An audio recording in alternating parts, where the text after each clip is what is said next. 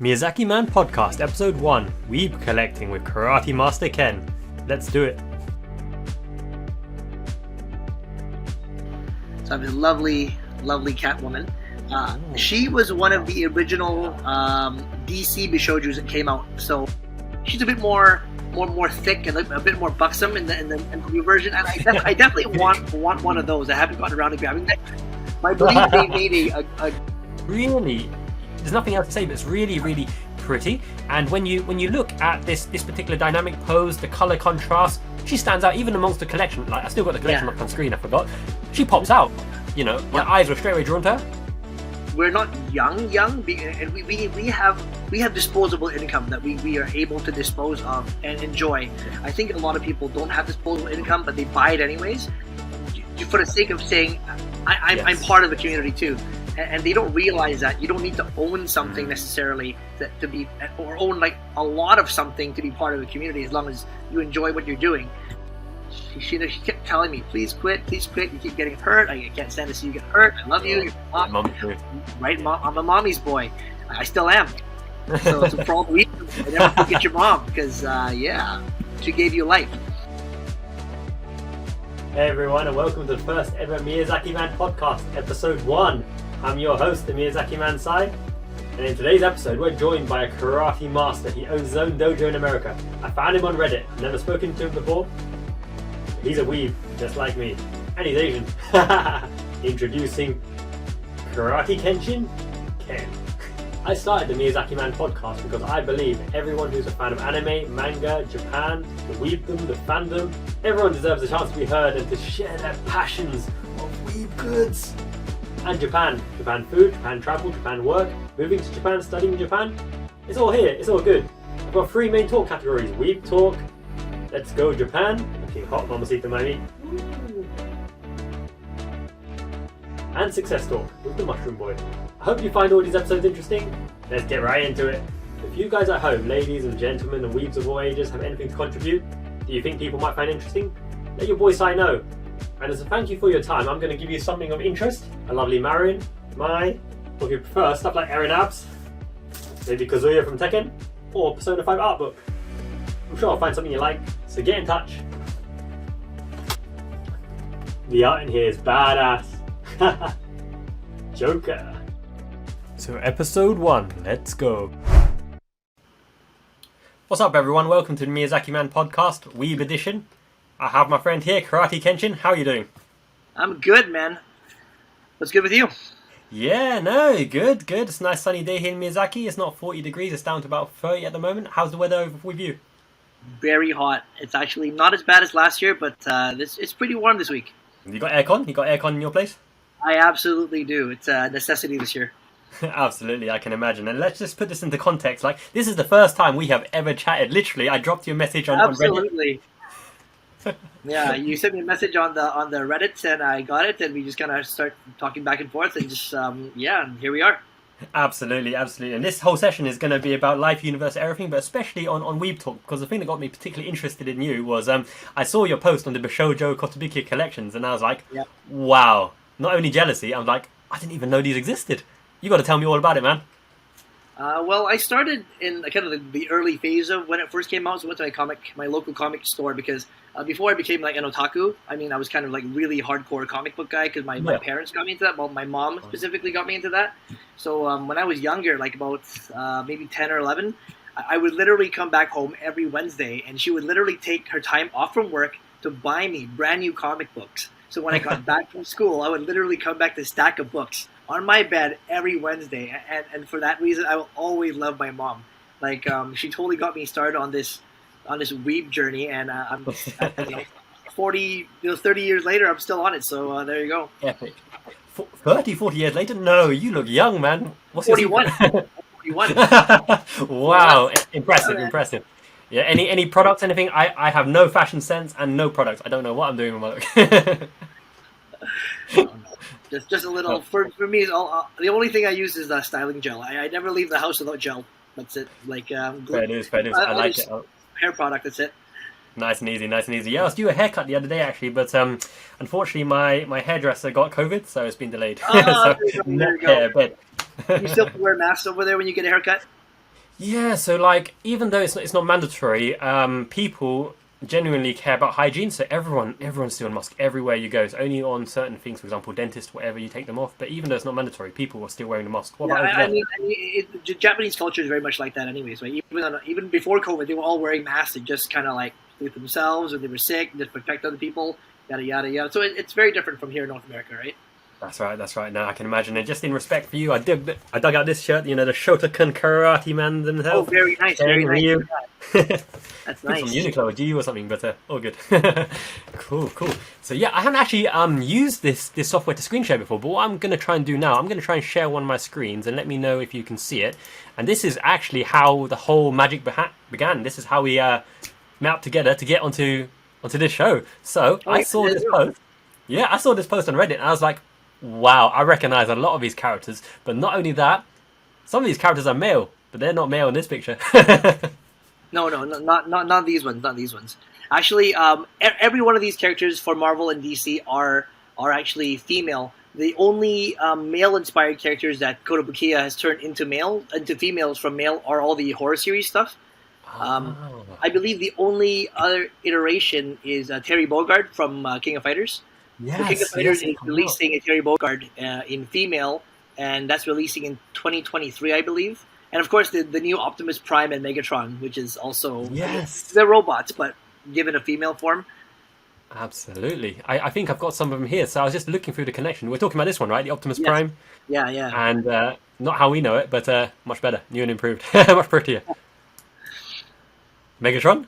yeah, Megatron, yep. But not only that, I was looking through the Kotobukiya series, and even stuff like Beetlejuice, right? It Yeah, must so have been that's what I'm popular, saying. you know, girl version. Beetlejuice is part of the horror line. So they have, I believe, that they have Ah, the clown from It. They have Edward Scissorhands. Edward Scissorhands is one of yeah, them. yeah. Um, Oh yeah, yeah, that's the one. I got some of these. So this is why I was interested. Like I bought some of these from the local manga Soko from online. I've got Edward hmm, Scissorhands. I've got the Jason Voorhees. yep. A little bit of the Kotobukiya There's line Freddy. there. There's, And I was there's a like, Freddy Krueger, I believe. yeah, Right. yeah, that's it, that's it. Hmm. And then I looked at your collection and I was like, I'm missing so many, but it might be expensive for my wallet. I might be in for a bad experience here because I need to get a lot of these. Like, which ones would you say are your favorites or the hardest to find out of your Uh, collection? well, the original first line, I believe, released in 2010. So the very first one that was released in the same, I guess, set series was the original, the Rogue. So the Rogue is the Yeah. original one. Along with that was the Ms. Marvel. That one released in a San Diego Comic Con, a binary version with her hair all on fire and stuff. But you don't. Yeah. Her face is very orange, and Okay. I'm not a fan of that. So I really like the softer look on her face with the regular Sure. version, not the exclusive version. The Psylocke on the far right bottom is also Yes. one of the original releases because you can see I have an X-Force Psylocke on the left, Oh, yep, yep. and I that's see. Yep, one yep. of the newer ones. Yeah, I believe they Oh, re-released that one again. So that the first one that's never got a re-release, but the second one got a re-release. okay. Okay. And that Psylocke, who played that? Was it Olivia Munn? Olivia Munn played that one In the the movie. movie, Didn't yes, yes, she? the Yeah, little yeah. he was very hot, Very much so. Yeah, yeah. Asian heritage as well. She's a bit of a geek. absolutely, and Olivia Munn. she's very much a weeb as well. Yeah, Huge, absolutely, huge absolutely. weeb. We got to get her on here somehow. I need I need to get her That would on. be amazing. Olivia, That would call be me. absolutely amazing. Good stuff, good stuff. And yeah, I mean these figurines, right? As you know, they aren't cheap. What kind of expenditure are you talking about a month? How much would you spend on these figurines? Honestly, I took a little breather from my collection because there's just so much other stuff going on, and with Koto, like if you're only collecting a certain like series, they don't release that many a year anyway, so it's not really hard in the wallet. But generationally, if you look at it, like my oldest ones are from 2010, and now we're in 2022, so we're talking like 12 years. And there's a lot Yeah. I haven't picked up, but I'm not a fan of a lot of the sculpts or the face. It doesn't quite look right for me. Like I'm missing a lot. I think Captain Marvel. I'm missing Ms. Marvel. I'm missing. I'm missing the Kamala Khan Ms. Marvel. Sorry, not the one I have now. Oh yes, I am sure. missing a Squirrel Girl, which I don't even know what that is. So, what else am I missing? I'm missing a Domino, which I really want. Okay. The Thor and Loki. I never jumped on that because didn't have any room at the time when it first released. But I know they're getting a re-release at the end of this year and the beginning of next year. So the second version or the revise is coming out pretty soon. Brilliant. In terms of like purchasing decisions, you told me about the sculpt, the face. Is there anything else that influences you about like how to store them together, how to display them, or the costume designs, or any particular features you're looking for? I think for me, there's so many figures of anything, depending on whatever you like. But I really like dynamic poses, and I think if a character like a lot of these characters are very old. They've been around for decades, for many of them, right? Because they came from comic books from the 70s and 60s and 80s. So a lot of these guys have a lot of history. And if I find that the sculpt and the look pays homage to the original character, I feel the character kind of shines through. I go, yeah, okay, I kind of like that one, or I'll hard pass, or like I'll put that in the maybe, or maybe hopefully someone will gift it to me or something like that, right? So. Absolutely. Have you been gifted any figures? Has anyone purchased them, birthday presents or anything? Not any Bishoujos, but my wife has gifted me a few Enter Bay figures because I collect. Okay. My collection is very eclectic, so like I collect everything from 1/6 scale Hot Toys to Enter Bay figures to regular like 1/4 scale free figures to Bishoujos and everything else we do, right? So yes. Yeah, I kind of hate myself for that a little bit because my rabbit hole is like a rabbit crater, so it's like really massive.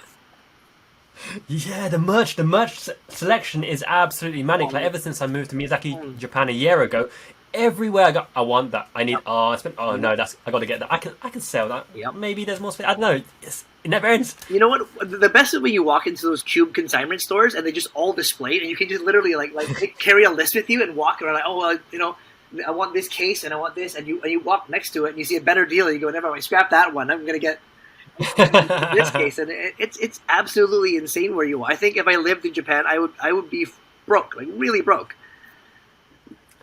Yeah, it's a tough one for sure. Speaking of which, what about career? What kind of career do you need? What kind of disposable income do you need? Like, what do you do? How do you afford these figures? Honestly, I've come to a point where I've been a lot smarter with my collection. So I had a buddy years ago who told me, you know what, if you like something, buy 2 of that. If you like it, there's a good chance someone else will like it. And if you buy 2, that guy will pay double for the one that you have, and he'll pay for your collection.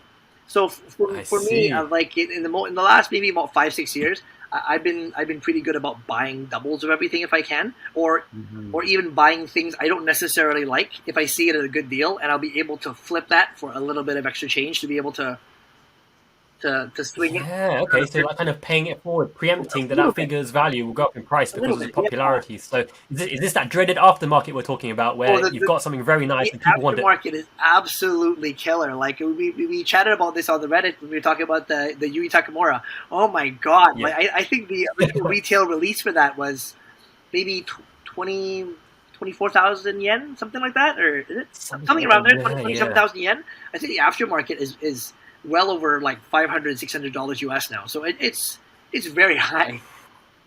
Crazy, and that's the thing, right? Like I think we talked about it before, but Yui Takamura, she's a beauty. She's a samurai. She's got lots of nice figures, and the problem is, I haven't even seen Love, but I fell in love with her design. Me neither. I got roped into the whole bunny figure with the Lacus Klein because I'm a huge Gundam fan too, because I build Gundams as well. So when I saw the Lacus bunny, I was like, oh, I gotta have that. And she's gonna have her own cube in the shelf, right? Yes. And then I kind of like, what other bunny figures are out there? Then I kind of scrolling, and then the Yui Takamura showed up, and like something about the yellow bodysuit just really jumped out, and the sword, oh my god, super badass. Serious cartoon pose, the sword. Super, yeah, the pose on the knee, and very samurai-esque, like amazing. Beautiful sculpt, beautiful colors. Just the flow of the hair, very dynamic and absolutely stunning. I completely agree with you. It's one of the top bunny figures I've ever seen. So I love me some Yui Takamura. Did you follow anything else in that kind of franchise? There's something like Kimi ga Nozumo Aien. I think that's in the same kind of universe, or Drill Milky Punch, or lots of these really weird things, but in Japan they're quite big. No. It's dangerous, man. I completely understand. And so, what profession do you do? What's your occupation? My profession? I am a karate instructor, hence my name Karate Kenshin. So I have my own dojo and karate club, and that's how I keep my family afloat and keep my hobbies alive and keep myself fit, and yeah. Absolutely, and that completely goes alongside what I'm trying to do as well. So my whole kind of I wouldn't say gimmick at the moment, my persona, I'm trying to be as weeby as possible because that's who I am. But also I work out because you got to keep fresh, have your energy for the kids. Playing with a mushroom boy, you know, it's good fun as well. It instills discipline. It's really fun. It's interactive. The people who do martial arts and come to a dojo and train, they're some nicest people you ever meet. They'll go out for drinks. They'll conversate. They're lovely. I'm actually doing that tomorrow at the end of my class. The really nice thing is a lot of my students who have started with me when they were younger are actually of legal drinking age now. So we've been able to go out for drinks, and I have a few other students who kind of came back from abroad from school, because some of them are like in the U.S. for schools, for colleges and universities, and they're coming back into town, and they were like, "Hey, let's go for a drink, Sensei. Let's go hang out for a bit." I'm like, perfect. That's fantastic. Love it. Catching up. Yeah, no, that's wonderful. Like, I'm sure you started from a young age, right? Learning martial arts. I was 11. Yeah, my parents threw me in there, thinking I would try something new, and I loved it. Right away, and they said, "Okay, it's you did your sessions, and now let's try something else." I said, "Yeah, no, I'm not going to do that." And even after years and years of my mom telling me to quit from all the injuries I sustained during karate and training and competitions, it was always she kept telling me, "Please quit, you keep getting hurt. I can't stand to see you get hurt. I love you, your mom." Right, Mom, I'm a mommy's boy. I still am. So for all the reasons, I never forget your mom, because she gave you life. But I kept going, and eventually I retired from karate for a while, and I thought I needed to get a real job. You know, that's what the world tells you, right? Like, once you're done your thing, go get a real job. I was a professional chef for about 10 years. That's where I met my wife. So I'll never regret being a chef. Because I met my lovely wife there doing it 12 years ago, doing that. Actually, more than that, because we've been married for 12 years. So, that's it. Impressive. No, very impressive. Yeah, no, so things have worked out nicely. So you've started the martial arts journey. You did what society tells you to do. You got a job, professional chef. You've got the skills. I'm sure your family appreciate the lovely food that you can cook. Well, she can cook and too. then you met your wife. Oh, she can cook. Oh, yeah, that's right. That's right. So yeah. my kid eats like a prince. He's like a prince. Wow, impressive, envious. It's like the Gordon Ramsay household. He can not quite. Asian cuisine. No, I love that as well. Like, for me, martial arts, I started very young, similar to you.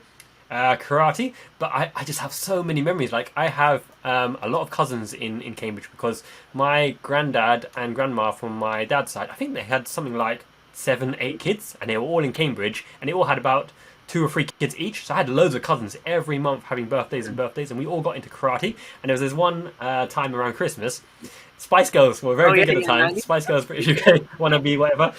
I got some of those temporary tattoos on my arm, and when the sensei lifted me up in the air, my sleeve went up, my gi went up, and then you saw these, and then everyone was laughing their head up. I mean, I can't remember how old I must have been, 7 or 8 years old. Here's a question for you: which Spice Girl was your favorite?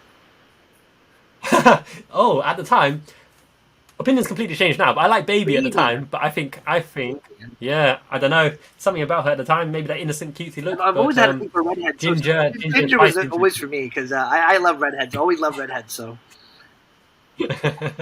Yeah, she's a feisty one, and surprisingly scary. I wasn't in scary back in the day, but she's feisty as well. She's not bad. It's funny how you said you had a lot of cousins in the UK doing karate right now, because the Commonwealth Games actually happening in September in Birmingham, in England. Yeah, that's right. Yeah. I actually have a few students competing there. Wicked! Oh my days, that's going to be amazing. You must be so proud, man. They're going to do a heck of a good job. Wow, that's impressive. And yeah, martial arts, man. Where do I even begin? I'm same as you. I was on an on-off kind of relationship with martial arts. When I went to university, I joined the Taekwondo club. But after the Taekwondo club, because I'm not much of a kicker, I do boxing, I do Brazilian Jiu-Jitsu, I do a bit of Wing Chun as well. I actually participated in the Pride Amateur Leagues for MMA, an actual cage, 8-sided cage. in and around Dover area. I did 8 semi-professional bouts. I won all 8, but on the 8th one, I got I fainted to go in, a double underhook. I got a really bad knee in the bottom rib, and you can't breathe. Yeah. I mean, I was in agony. It's I was in it's agonizing when it gets right in there. Yeah, you can't explain. It's excruciating. Sudden sharp everywhere, just jolts up. But I'm such a sore loser. I was holding on for dear life on the floor. Got him in a heel hook. He tapped out, but I couldn't get up either. I was on the floor and I was just rolling around. And I was like, the money is tiny. Is this really for me? I didn't have a girlfriend at the time, so I thought, I value my face. Nah, I'll quit while I'm ahead. Undefeated. Quit while I'm ahead.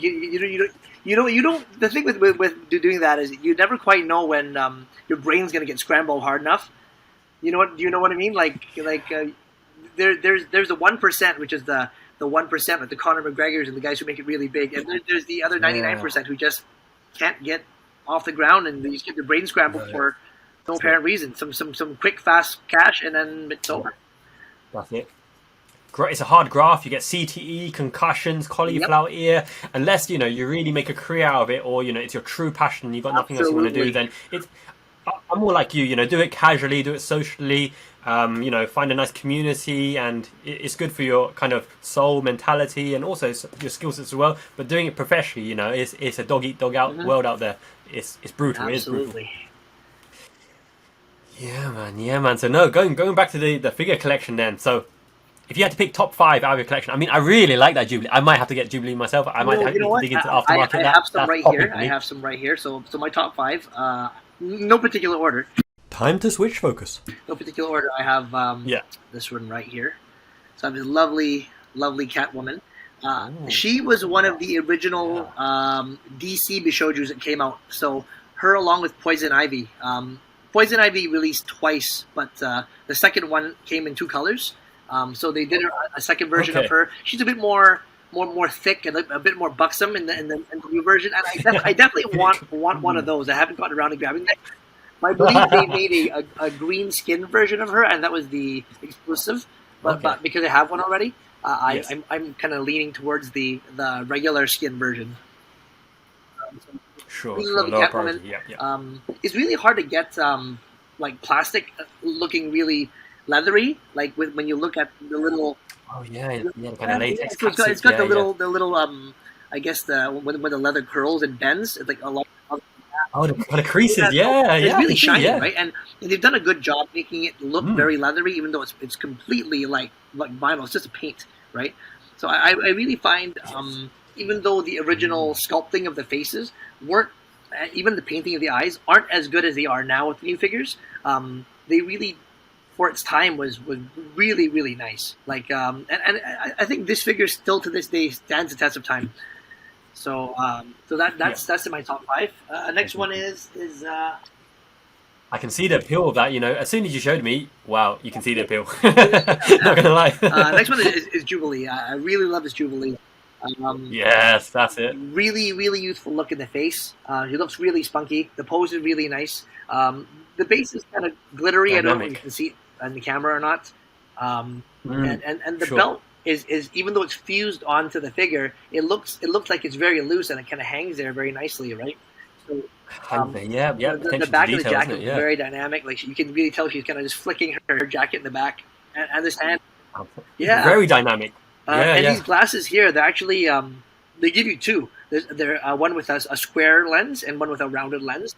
But this is more from the 1990s Box Kids cartoon, the square orange ones. I don't know if you remember that. For me, this is kind of like what I like. So I kind of like keep the round lens ones boxed, but I display exactly right. So you like that. I like the contrast in the silver belt, and there's a gold, but the logo is gold. So it's nice that they put the X Men logo, but they're different colors. So it really, really pops out really nicely. She's also got these small bracelets and bangles, which actually move up and down. You can see that? Yeah. Ooh. And absolutely. Nice, so they do a really good job with this one. And I think this one really snuck under a lot of people's noses. Like they weren't sure if they want it or not. And I kind of just feel like a lot of people missed the boat on this one. But there is a bootleg copy, which kind of makes it kind of sucky. Okay. there's a few Kotos that were bootlegged, but not all of them were. But this is one of the most bootlegged ones that ever released. So that's unfortunate for a lot of people. But she's stunning. That's the thing, right? Her face is so pretty. This particular figure, her face really. There's nothing else to say, but it's really, really pretty. And when you look at this particular dynamic pose, the color contrast, she stands out even amongst the collection. Like I still got the collection up on screen. I forgot. She pops out. You know, my eyes were straight away drawn to her. She's so very gorgeous. The color contrast. Like the best part about when you're posing or displaying the figure, you want to make sure that they don't blend into each other by having too much of the same colors. But the way she is, you can stick her anywhere, and she just will pull you to one side, and it's kind of draw your attention. All the other figures as well, right? So I think it's one thing people don't do well is when they're putting away the display, they don't really think about the composition of the shelf. They just want to cram as much stuff in there, and it's just example. You know what I mean? It's a bit too much, right? Yeah, absolutely. I haven't even displayed things properly. I've got figures all over the place because I just don't know where to put them, what to put together. But I'm getting inspiration from your shelf about the kind of design, the thinking behind it, and how to make it, a kind of centerpiece that you're proud of. Well, the thing is, I don't know if you can actually see my shelf in the photo, but I actually use clear glasses and cups all the time for risers. So So risers, a lot of people just lay them flat. So there's a lot of wasted real estate up top, and you kind of have to look at them from an angle and kind of like, oh, where is it again? And I find that the cheapest solution is simply just going to like the dollar store or going to a thrift shop and grabbing some old used glasses that are crystal clear, and just make sure they fit the base and support well, and go. Right? It doesn't cost. It's actually cheaper than buying. It's cheaper than buying acrylic because you buy actual acrylic risers. They can be quite pricey, and you get uniformity, which is really nice. But at the same time, if you're displaying single figures, it's not like an Android where you can just put stacks of them on the base to each other. Oh yeah, so you want a bit of dynamic posing as well, right? Especially when the figures are dynamic themselves, you want to have them float, or in the case of Scarlet Witch, I kind of have her on a higher piece of. Scarlet Witch, Storm. They make it look like they're flying above the lower standing figures, right? So I want to make sure that there's a nice contrast when it pulls. I think this is a lesson to everyone about the composition of figures in the shelf. I didn't even think about it before. I was like your second point, stuffing figures in because I got no room, but I've got to start putting some. It's a real estate thing, though. It's a real estate thing, right? Like if you don't have any real estate, I mean, but that's the thing too. I think the temptation is to own so many figures, but I think most people who have collections become box collectors because they never leave the box. And I think that's a real shame to spend all that money to forget that it's sitting in a box and it's just collecting dust. And you never even get to enjoy it. And you might sell it one day and you never even got a chance to enjoy it at all. And I think that's a damn shame. Yeah, that's true. I know. I'm completely like you. Like I used to play with wrestling figures and use a lot of creativity and imagination. Like they're getting slammed, they're moving all over the place. And similarly, I don't slam these figures obviously, but I'm turning them, I'm holding them, I'm looking at details. I don't just leave them. But you do want to enjoy them. You want to take care of them. You want to be able to look at them and say, hey, like I like that. And you know what? When you decide, hey, you know what? I don't like that anymore. You can pass it on to someone to enjoy if you keep it in pristine condition, and you can like replenish your collection with something fresh or something else that catches your eye. So, a little, I guess a point. Yeah, I agree. That point's actually really, really valid because I think that's one of the beauties of figure collection and the kind of weeb community. It's that, there's society's views on things and things that they don't know, but actually, things that make you happy. And similarly, they'll make other people happy as well. And everyone's really willing to share their experiences, their collections, their thoughts, and, parts of themselves, the sentiment behind it. And it's a really nice community that people, actively engage and interact with, which is how we met, right? I just literally found you on Reddit. I was like, hey, let's talk about figures. I actually saw a post today, and someone, I think, put a display, and it was a really nice display, and they said, I'm only in 2 months collecting. I'm like going, you know what? That's a lot of money to spend for 2 months worth of collecting. I mean, I think some people dive in the rabbit hole way too hard, and they get caught up in the frenzy of the buying, the excitement, the endorphins, the happiness of buying something, opening something up, and they don't realize that it doesn't last. Like you have to, in order to keep it sustainable, you can't overload your system either. You have to, you kind of have to give yourself a reason to why you earn it, why you want it, or you gotta. it's like motivation. You know, you need the kind of incentive to keep going and reward. Also encourages you to work hard and be productive as well. Actually, that's a really good point because I've never encountered this problem because obviously I'm in Japan now. But for yourself in America, shipping costs. Do you batch them together? How much does it cost? I can't even begin to imagine. There's absolutely customs. But it's hit and miss because depending if the customs agent feels like, I guess, writing it up and sending it in with your mail or not. If not, you can get away scot-free. But it really is a 50-50 hit or miss. I've gotten like $400 Enter Bay figures and paid nothing, and I've gotten like a $200 figure and have to pay $30 worth of taxes and then like $50 something worth of shipping, and it's basically half the figure. It's kind of like hurts a little bit. Yeah. Could that possibly be off-putting to some people, like trying to start a figure collection in a way that you got these random charges? You've already paid so much for the figure and to ship the thing, and then suddenly you've got half the price of the figure. The difference between you and I are we're not young, and we have disposable income that we are able to dispose of and enjoy. I think a lot of people don't have disposable income, but they buy it anyways, for the sake of saying, I'm part of the community too. And they don't realize that you don't need to own something necessarily to be, or own like a lot of something to be part of the community, as long as you enjoy what you're doing. And it's like building equity. Right. Do it carefully, do it slowly. Don't buy so many crappy prize figures, and save up for that one really nice skill figure that you really want. Yeah, the real estate. That. Yeah. Don't be so impatient. Like yes, that prize figure is $30 at GameStop. That Ichiban Kuji that was released for North America is $30-$40. Yes, okay, great. But you know what though? Is it really what you want, or are you just filling a temporary hole? I think it's like a Band-Aid, right? I really don't like that mentality, because if you need to think about whether or not you can afford this figure, you can't afford a figure. That's the truth. And for me, it's not about whether or not I can afford it. It's about, can I justify the cost of that figure? Even like the Yui Takamura, for instance. Even though I absolutely love the Yui, I know it released at 27,000 yen. I'm willing to pay that price, but not the exorbitant price of like $600. Like that's just like it's a little bit. Mind blown. But I tell you what, though, Ken. I tell you what, my reward for you coming onto the show and doing this with me, if I find that Yui Takamura figure, another one, I will get you that figure. I'll keep in touch. So I'm going to hold you to that. Sure. I'm going to hold you to that. Everyone that sees this video, it's going out public. I'll be held to it. Oh, should we get back to the other figures? Indeed. So, let's do it. This one.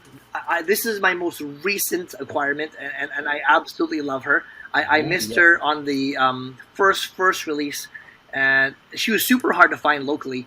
And I just found her one day on Facebook Marketplace, and there she was.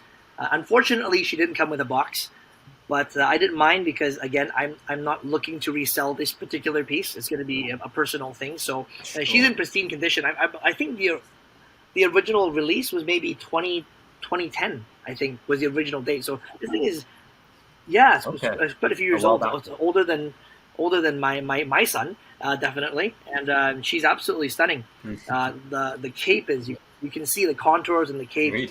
Really just really fluid looking. The hair is very silky, isn't it? Very silky and very. Her hair is slightly translucent. It's not completely opaque. So if you shine light on it, I don't know if you can see the translucency and the. Yeah, I'm looking at the picture on screen as well, comparing it with what you're showing me on screen as well. So I can definitely follow along everything you're saying. Yeah. You can take the hand effects off as well, so you can just see just a plain fist, and that's on both sides as well. But I like they give her a bit of she looks kind of badass, and she looks a little bit boss this way. So badass is the right word for this. It's definitely the right word for this. And on your point about no box and the kind of used condition, you can't tell at all. So I was super lucky to have met this collector, who is very much like, I guess, myself, who takes meticulous care of dust proofing the shelves and dusting your figures and taking care of every little detail. There doesn't seem to be a lot of color loss either, which is really great. Because most of the ones this old, the paint applications from back in the day just aren't what they are now. You know, like, I mean, it's so much better now because the quality control. I mean, it should be a lot better. It is always, we know that. But back in the day, it certainly wasn't capable of being the way it is now. But this was still a beautiful piece. So I think.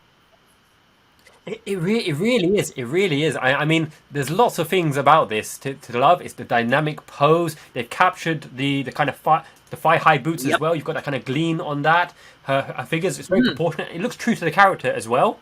I mean, yeah, lots of. I love the armpit showing as well. Sorry, I just noticed that. I love it. Fetish. Saw you through the armpit. I'm more of a leg guy myself, so I really like the whole very leggy. Very thick in the legs. Why not? So I like that a lot. So I'm gonna put her aside now. Yep. What else?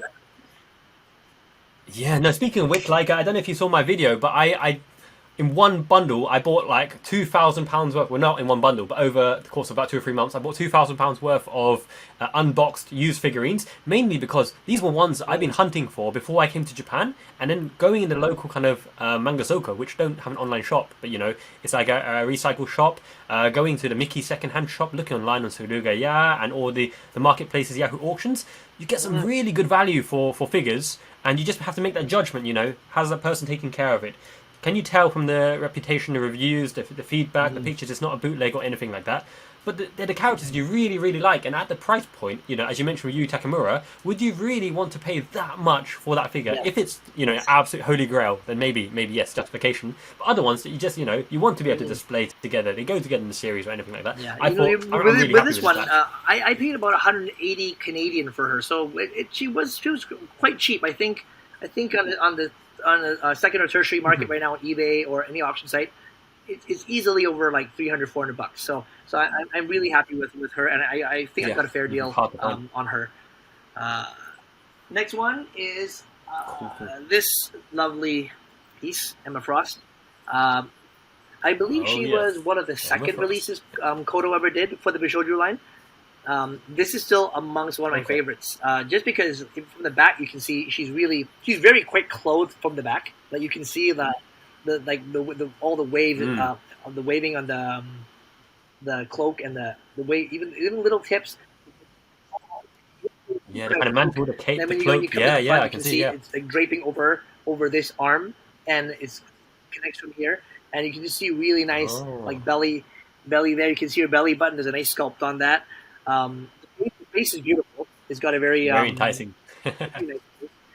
Oh yeah, absolutely. I love dynamic bases as well. You know, none of the plastic circles. This is really proper. Like this one. One of the biggest problems that Koto had when they first produced the line was inconsistency with sizing. I think they've kind of worked that to a 1/7 scale now, but this particular piece, if you compare it side by side with like the Ms. Marvel, it's like you see. So you can tell the Ms. Marvel is a 1/7, and this is a 1/8. Yeah, I can see. And I believe the Jubilee is also a 1/7. But the original pieces, like I think the OG Phoenix and the Rogue, as well as the Emma, it was very small. And the only thing that sucks about posing all these together is it's a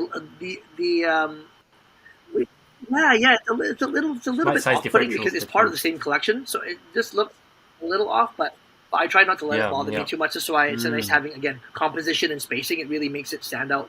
So I tend to put the larger figures in the back and put the smaller figures in the front, so it doesn't seem as small. And that helps a lot. But yeah, she is absolutely stunning. Indeed, makes sense. She's got a really nice smile. Her eyes are really, really beautiful blue paint. Right? So if you look at that pose where her hands are reaching out, it does look really nice. Yes. So it looks really pretty. She's got the nice lace across her corset. And she's always been a very seductive character, very enticing, a very sexual character. A Black Queen, because the Black Queen was originally Jean Grey from the X Men series, right? So it would have been nice if they released a White Queen or a Black Queen to be a companion piece to this one. I would absolutely have loved that. But what I really like on this one is if you notice the pearl paint, it takes different shades of white and blue and kind of underneath, so they've done a good job, like kind of layering the paint where parts of it kind of don't stay the same color. Like, yeah, so, yeah, Sure.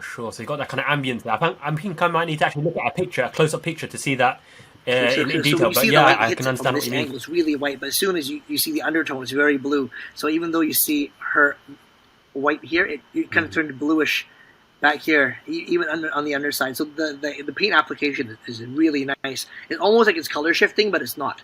But I think they just did a really beautiful job. Even back here, you can really tell there's a lot more blue on his pearlescent rather than the one up top here. So, yeah, really stunning. Yeah. Love her hair. Sure. I Her completely hair understand, really yeah. just you can tell she's like hitting you here, and just the feedback. The hair, exactly. Absolutely, So the force and absolutely everything beautiful there. piece. Yeah. Even with the gloves, you can tell. Even the small details in the gloves, you can see the creasing where she bends her wrist. I don't know if you can see it in the light or not. Yeah, there's small creases Yeah, I on, can on see. No, I her can on see. her Yep. wrist. I mean, you don't need to do that, but I mean, the fact that they've gone to lengths to put these little tiny creases on the wrist when she's flexing her wrist. I mean, for me as a collector, I feel when I spend a good amount of money on these figures, you feel happy, like, wow, like this is really well done, and I don't think I got a cheap prize figure from the claw machine at the at in Akihabara. You know what I mean? I don't feel that at all when I'm paying the value for this. Right? Sure. It's that attention to details, the Absolutely. love that's gone into the sculpt, the quality of it. Every little bit counts when you see it up close as well. And these things are in the forefront of your mind when people think of value, when they think of quality, when they think of how true it is to the character, the impression that you get from it, the ambience of the figure itself. Every little I think detail another adds to thing it. for collectors, again, going back to the whole quality and value thing, I think everyone wants value. But What do the scales actually mean? What is the difference between a 1/7 scale and a 1/8 scale? it's in proportion to the original character design, or like I would say, in proportion to you, right? So it is 1/8 of the size of you, or 1/7. So Right. typically, when the number is larger, it's a larger Yeah. proportion to the scale of the character. So because she's 1/8, she's smaller than a 1/7 because it's 1/8 the size of a person versus this one, which is 1/7 the size of a person. Okay, so let me try and figure this out. So with a freeing bunny, which is 1/4 scale, obviously it's much bigger. But does that mean that the quality is therefore more detailed because you can see a bigger surface area, or is that not always the case? I don't. I think in the case of Freeing, I think Freeing does a really good job with the bunnies in general. But there's some other figures like Binding and Native and stuff. They do a really good job as well. I don't necessarily think that the scale is indicative to quality. I think that just depends on the person who's doing the paint applications, Right. and Sure. the quality of the mold it's coming out of. I think really plays a huge part to it. Makes sense. So I don't think the scale matters except for a visual thing. And how much physical real estate it takes up in your space. The one thing I absolutely hate about bunnies is bunny figures are 1/4 scale. They're basically 1/4 of you plus the ears. So they really take up a massive amount of real estate. And unless you have that, they're not fun to have because you can't really put them in a cabinet that unless you've custom built the heights for them. They're big. Yeah, they take a lot of room. You have a lot of real estate wasted above or below. I see a lot of people Makes with sense. deadlifts, and they put them in deadlifts, but they don't adjust the shelving properly to maximize. No, they just kind of stack one in front of each other. Yeah, so you can't see through. Giant gap above, and it's like, well, that's a wasted opportunity. I mean, there are a lot of simple fixes to adjust the scaling of deadlifts and bookshelves. And I think a lot of it is just either people don't know how to do it, or a lot of laziness is involved with this. I can't be bothered. But at the same time, you just paid at least $300 or $400 for this figure, and you're telling me you can't be bothered to display it nicely. I mean, I don't understand. I don't think I go and buy a pair of Air Jordans and then leave them in the box and then never ever use them if the purpose is to wear them back in the cupboard. and then throw them off. I mean, leave them at the Foot Locker if you're not planning to show them off. You let someone else do that, right? Absolutely. Speaking of showing off, we still got two. Is it two more in your top 5? I think I have one more. One more. Yeah, Okay, one I more. did the Let's do it. I did the Jubilee, the Ms. Marvel, and Emma Frost. Yes, So- that's right. We have one more. My last piece is this Mystique.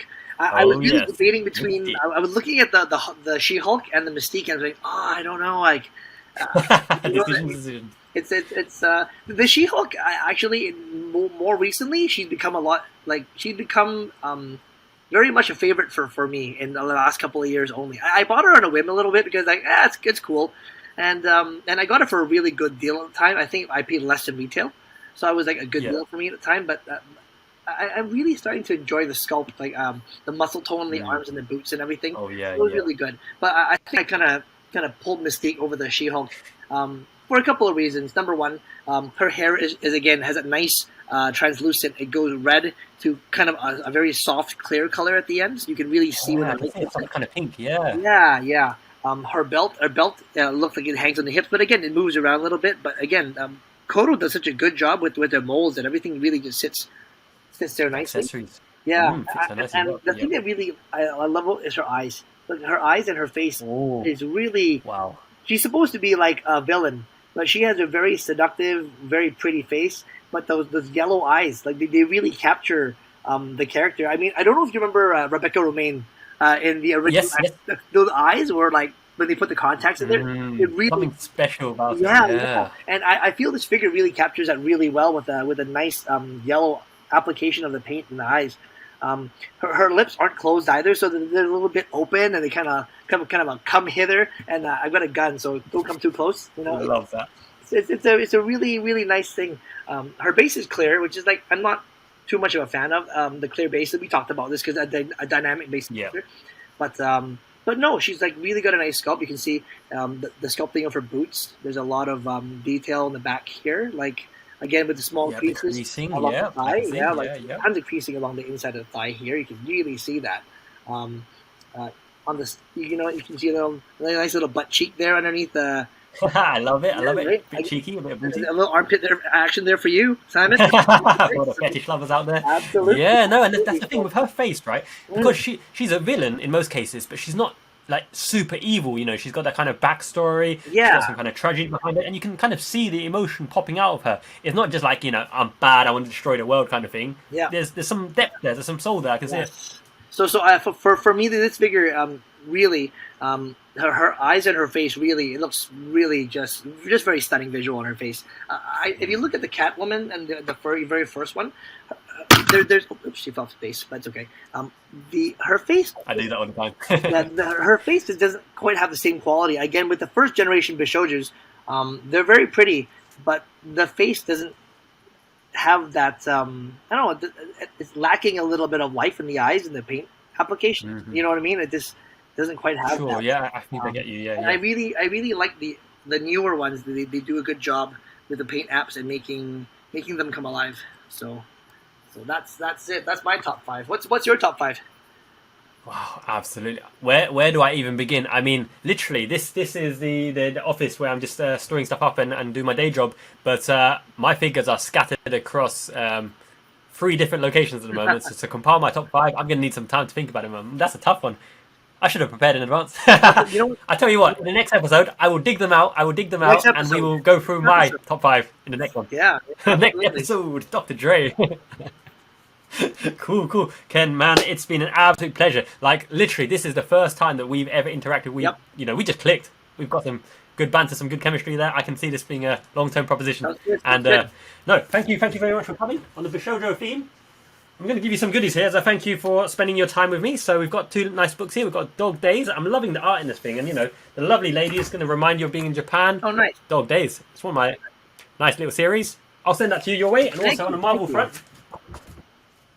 Yeah, Iron Man, Spider-Man, Secret Reverse. Oh, very. I like this comic. 1,500 yen. Send it your way. Can you read Japanese? I cannot. It's all good. The artwork in this is amazing anyway. You're gonna enjoy this. So I'm going to send it your way. Perfect. Thanks, Simon. I appreciate that, man. No problem at all. No, it's been an absolute epic time for me. I've actually learned a lot because I'm relatively new to figure collecting. I bought quite a lot of figures, but I don't know in depth the detail, especially the composition of displaying the figures or the Kotobukiya line as well. Because I've spread my load across many different manufacturers. But no, your top 5, spot on, man. Yeah. Well, you know what? Next time we do this, let's have some beers in hand and let's make it. Absolutely. Good stuff, man. Hope you have a good rest of the day. Man. Take care. Take care. Bye. Cheers. Thank you so much everyone for watching the first ever Miyazaki Man podcast episode. My man Ken, met him for the first time, lovely fella, we just clicked. My goodness, he's got some beautiful figurines and some good ideas as well. I've got plenty of guests coming up on the Miyazaki Man podcast. If you'd like to join again, get in touch. We can talk about anything. We can talk about any Japan good or figurine or manga or food or travel or work. Here's some of the guests coming up very shortly. If you liked the video, please remember to like, really helps. Subscribe if you haven't already. Leave a comment below about what you enjoyed about the video and what you'd like to see next. Join us on the Discord, fun and games, and lots of memes. Until next time, keep weaving and working out.